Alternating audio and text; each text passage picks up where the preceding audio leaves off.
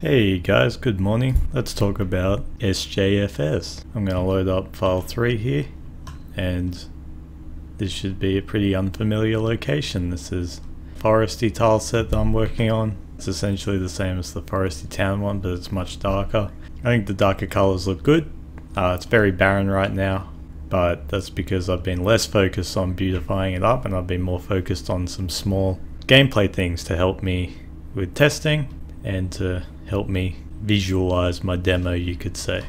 First of all, I finally got around to making myself a helpful debug menu just like this, so wherever I want I can heal my party or I can save my game, and I can toggle collisions and battles, and as I get more controls I can just add them to this list quite easily. You can see my little bushes here, so when there's a lone wall tile that doesn't have the two necessary components like the trees next to it, it's just a lone bush. And you may have also noticed this circle on the ground. This is essentially what a transport tile is, but it's actually visible and it's teleporting me to this kind of area, which you could imagine is maybe the end of the forest where you have a big encounter or whatever. The idea here is that that one is the first one you have access to. It teleports you back here, but when you do access this room to begin with, it is only then that this one near the start of the dungeon, because the dungeon starts here, activates. Pretty standard concept, probably have save points and stuff accompanying it. And speaking of save points, I'm going to make my way out of here and I'm going to walk back towards the town. One thing I'll add just before I get back into the town, that now I've got this helpful menu, I've actually disabled saving from here outside of the overworld. In the overworld, just like any Final Fantasy game, you can save in the overworld wherever you want. But inside of town, I'm going to crash. Damn! One sec. Cool, I'm back here. Luckily I shut off the save, otherwise I'd have to walk to the forest. Anyway, let's try that again. Great, this is my town. I just realized that H is in the wall. But still working on the colors here. I think it's a bit better. The water stands out more, which is good. But I've got some funny colored people here, and I've also got some objects on the world. So first of all, this Pokemon looking bag, if I interact with it, it goes straight to my item pouch menu, and this is how I can add items from my inventory to my item pouch so that they can actually be used. And I can remove all, of course. I'll keep something in there. When I cancel out, it just goes out. And because of that, I can actually have the supply disabled outside of interacting with the bag. So the inventory pouch interfacing that I intended quite a while ago is practically working now. So now that this is in my bag, I can use it to heal, but it won't let me because they're all full health. What I still want to do quite soon is to give quantities to these slots, so that for a smaller item like a basic potion, you could put a few of them in the slot, like maybe 3 or 5 stacks up to.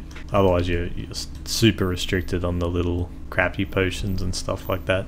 But yeah, so the supply is grayed out. I've also got this key menu with only one item, which is a pass. And key items work as you'd expect. They're just core items to the story that you pick up along the way. They're not really usable. This pass is intended to get you entry throughout the next part of the game essentially, so it's practically something you pick up doing a quest. Yeah, not much more to say about that. There's no functionality attached to them, so they just list them. And then these things, this is like a solid save object. It does exactly what hitting the save menu option does. Ooh, I'm back to finish this recording. Yeah, so this healing object, when I interact with it, same as my debug command restore all here, it just fully restores the party, removes all the dead states and stuff like that. It was the addition of this save point which allowed me to actually put proper save functionality in, so that I can start putting these, you'd probably expect them just before big fights or whatever. Obviously they probably just won't look like a gigantic S and a H, and they'd probably have some more effects or confirmation when you interact with them, but I just wanted the effects to go in. Particularly with that H, we probably wouldn't actually have a healing point in a town. We'd probably have like one of the classic inns, you pay money to and you go to sleep in, if we really want to get that classic feel going. Cool, the last two things quickly are my two gentlemen here, and they're just basically shopkeepers. So they say whatever, and then yes and no. And this guy will be the item seller, so he just stocks tonics right now, none of which I can afford. He has no deal options, but he could. And then my other guy over here is what I'm using as a placeholder. Oh, if you say no, you don't get that, but this is like the placeholder equipment guy. Obviously in the future we'd much more populate the town, have some more interesting interior, maybe prop it in with some beds, stuff like that. But I just want to get the important features of a town in, which is item shop, weapon shop, and a healing point, and the inventory bag. So we'll have a lot of time in the future to beauty it all up. Great, I think that's it for now. Thanks fellas, goodbye.